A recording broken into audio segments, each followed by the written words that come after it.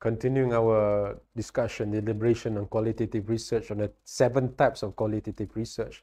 The 5th is ethnography. Right? Ethnography is a type that is qualitative research is very engaging. Ethnographers oftentimes are anthropologists. Yeah, it's a tradition that is coming from anthropology.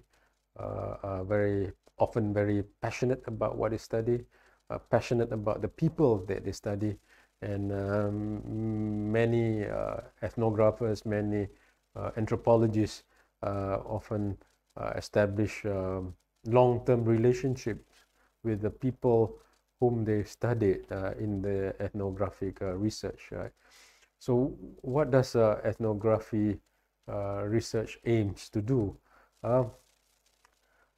If grounded theory is more about theory building, ethnography is about rich descriptions of a human community or a social group or a culture in their own environment through prolonged immersion and participation or fieldwork, as well as other forms of data collection or of belief. What type of data?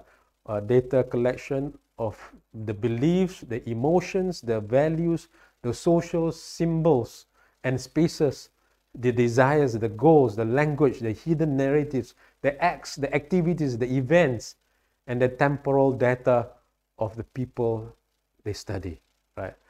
In the actual social context. So ethnography uses a method where the researcher immerses himself or herself in a community, in a group of people, right? In a society. Now, before it was traditional societies or even indigenous society, even in the heartlands, in the forests, right? Indigenous communities. But now ethnographers, anthropologists can even study urban communities as well, or even cyber communities, right? So the researchers immerses himself or herself for a prolonged period of time. 6 months is minimum, or even too short a time, right? Extending to a year, even 1.5 years, right? Together, sometimes a couple of years, and after a while, the meanings, the spirit, the way of life is being captured, is being absorbed by the researcher, and the researcher himself or herself can be the instrument to interpret the social environment. To interpret what? But to interpret the beliefs, the emotions, the values, the acts, and so the activities. So the ethnographers can look at the cultural traditions of weddings in particular social groups, right? And after 6, 7, 8, 1 year, 2 years of immersion, of participation, right? Participant observation within these groups, the researcher will come to a high degree of understanding of the social context, of the meanings, of the values of the people, of the knowledge of the people, right? So the researcher might go in a village in Southeast Asia, not knowing how to plant rice, right? The researcher will come up knowing what type of rice, what is the season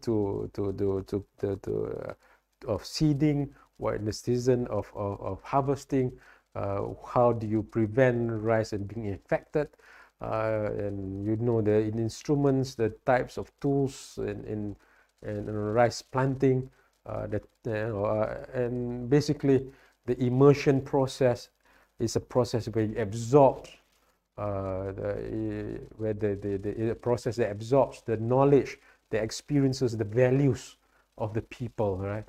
And in that way, the researcher systematically, right? It's a conscious process, well, both conscious and unconscious, right?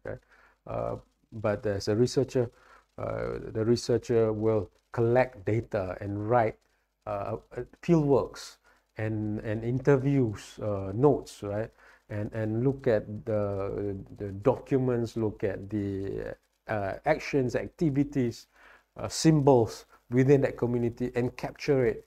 And writing at the end, the researcher, the ethnographer can produce rich descriptions about the particular phenomena or particular culture or particular action or particular structure even, right, of that particular social group or that particular society, right?